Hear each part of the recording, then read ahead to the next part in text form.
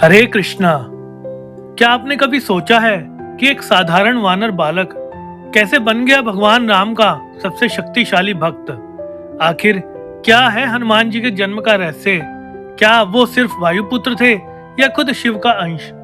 आज की इस कहानी में हम जानेंगे हनुमान जी के जन्म की वो रहस्यमयी कथा जो आपको अंदर तक हिला देगी। बहुत समय पहले की बात है। स्वर्ग लोक की एक अप्सरा थी अंजना। एक श्राप के कारण उन्हें धरती पर जन्म लेना पड़ा। धरती पर जन्म लेकर वो बनी अंजनी माता, लेकिन उनके जीवन में एक ही कमी थी, संतान सुख की। अंजनी माता ने ठान लिया कि वह कठोर तपस्या करेंगी और उन्होंने जंगल में जाकर वर्षों तक भगवान शिव की आराधना की।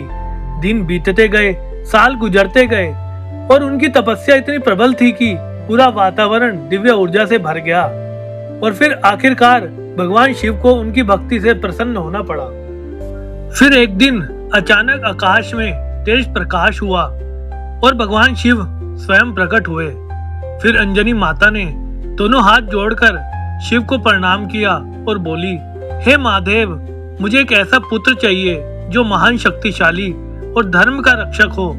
फिर भगवान शिव मुस्कुराए। उन्होंने कहा, तुम्हें एक ऐसा पुत्र मिलेगा जो मेरा ही अंश होगा और पूरी दुनिया में पूजनीय बनेगा।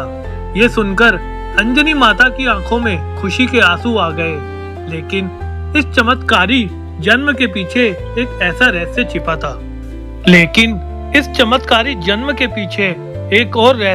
था। फिर उसी समय वायुदेव ने भी इस दिव्य कार्य में योगदान दिया। जब अंजनी माता पूजा कर रही थी, तभी एक दिव्य ऊर्जा हवा के रूप में उनके भीतर प्रवेश कर गई। ये कोई साधारण हवा नहीं थी, ये स्वयं वायुदेव का आशीर्वाद था।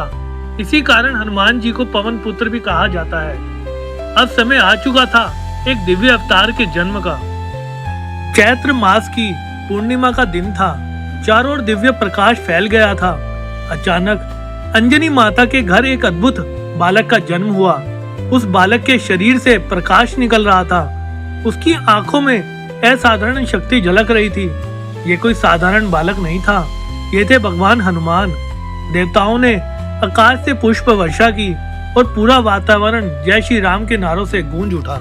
हनुमान जी बचपन से ही बेहद शरारती और शक्तिशाली थे। एक दिन उन्होंने आकाश में चमकते सूरज को देखा। उन्हें लगा ये कोई बड़ा फल है और वो उसे खाने के लिए आसमान में उड़ गए। देवता हैरान रह गए। इंद्रदेव ने उन्हें रोकने के लिए वज्र फेंका, जिससे हनुमान जी घायल हो गए। लेकिन वायुदेव क्रोधित हो गए। उन्होंने पूरे संसार की हवा रोक दी। तब सभी देवताओं ने मिलकर हनुमान जी को अनेक वरदान दिए। हर देवता ने उन्हें एक विशेष शक्ति दी। ब्रह्मा जी ने अजयता का वरदान दिया। इंद्रदेव जी ने वज्र से रक्षा का वरदान दिया। सूर्य देव ने ज्ञान का वरदान दिया। वायुदेव ने अतुल्य गति का वरदान दिया।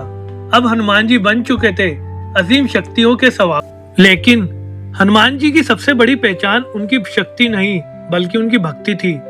जब उन्होंने भगवान राम को देखा तो उनका जीवन बदल गया। उन्होंने खुद को पूरी तरह भगवान राम की सेवा में समर्पित कर दिया और तभी से हनुमान जी बन गए भक्ति और शक्ति के प्रतीक। हनुमान जी हमें सिखाते हैं कि सच्ची शक्ति भक्ति में होती है, अहंकार में नहीं। अगर आप भी हनुमान जी के भक्त हैं तो कमेंट में जरूर लिखें जय बजरंग बली। और ऐसी ही अद्भुत कहानियों के लिए चैनल को सब्सक्राइब करना ना भूलें। आप सभी को हमारे YouTube चैनल की ओर से बालाजी जयंती की हार्दिक शुभकामनाएं।